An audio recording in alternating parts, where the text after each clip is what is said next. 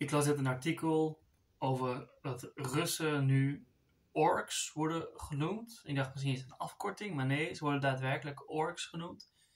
En toen dacht ik, of herinner ik mij weer, dat William Blake ooit ork heeft geschreven in America, A Prophecy.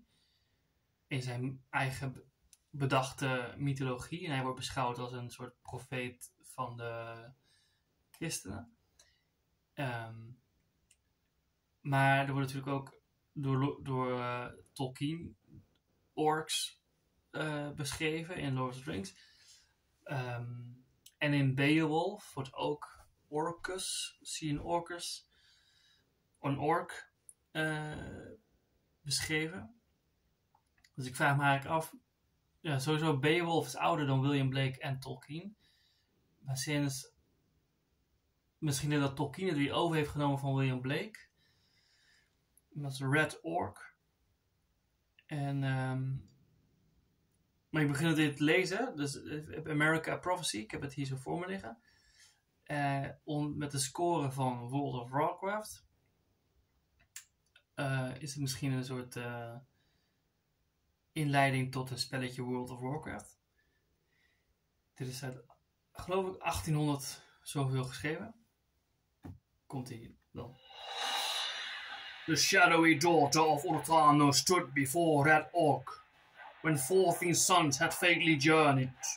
Though the dark abode his food she brought in iron baskets, his drinks in cups of iron, crowned with a helmet and dark hair the nameless female stood, a quiver with its burning stores, a bow like that of night.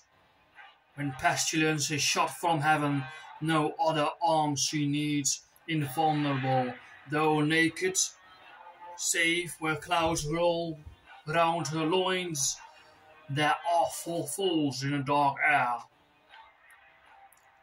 Silent she stood as night, for never from her iron tongue could voice or sound arise, but dumb till the dread day when Orc essayed his fierce embrace.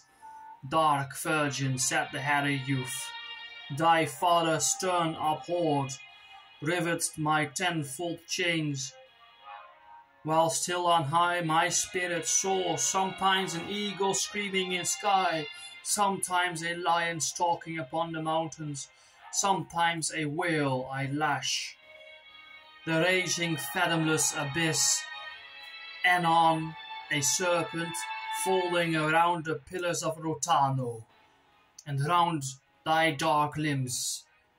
On the Canadian wild I fold, feeble my spirit folds, for chained beneath I rent these caverns. When thou bringest food, I howl my joy, and my red eyes seek to behold thy face in vain. These clouds roll to and fro and hide thee from my sight, silent as despairing love and strong as jealousy. The hairy shoulders rend, the links free are the wrists of fire. Round the terrific loins he seized the panting, struggling womb. It joyed. She put aside her cloud and smiled her firstborn smile, as when a black cloud shews its lightnings to the silent deep. Soon she saw the terrible boy, then burst the virgin cry, I know thee, I have found thee, and I will not let thee go.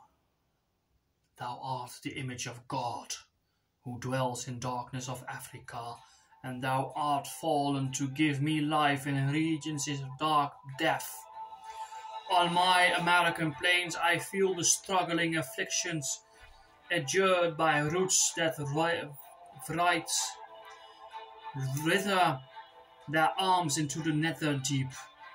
I see a serpent in Canada, who calls me into his love. In Mexico, an eagle, a lion in Peru. I see a whale in the South Sea, drinking my soul away. Oh, what limp, rendering pains I feel, thy fire and my frost. mingle in howling pains, in furrows by the lightning's rent. This is eternal death, and this the torment long foretold. The guardian prince of Albion burns in his nightly tent. Solemn fires across the Atlantic glow through America's shores, piercing the souls of warlike men who rise in silent night. Washington, Franklin, Payne and Warren, Gates, Hancock and Greene meet on the coast glowing with blood from Albinon's fiery prince. Washington spoke. Friends of America, look over the Atlantic Sea. A bended bow is lifted in heaven. A heavy iron chain descends link by link from Albion's cliffs across the sea to bind brothers and sons of America, till our faces pale and yellow heeds the oppressed, voices weak, eyes downcast, hands work bruised, feet bleeding on the sultry sands, and the furrows of the whip descend to generations that in future times forgot. The strong voice ceased, for a terrible blast swept over the heaving sea. The eastern crowd rent. On his cliff stood Albinon's wrathful prince, a dragon form, clashing his scales at midnight he arose, and flamed red meteors around the land of Albion beneath. His voice, his locks, his awful shoulders, and his glowing eyes appeared to the Americans upon the cloudy night. Solemn heaved the Atlantic waves between the gloomy nations, swimming, belching from its deep red clouds and raging fires. Albion is sick, America faints.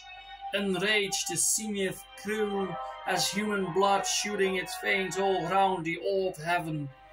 Red rose the clouds from the Atlantic in vast wheels of blood, and in the red cloud rose a wonder o'er the Atlantic Sea, intense, naked, a human fire, fierce, glowing, as the wedge of iron heated in the furnace.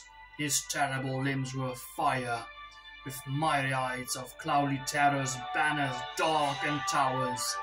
Surrounded heath, but that light went through the murky atmosphere. The King of England, looking westward, trembles at the vision.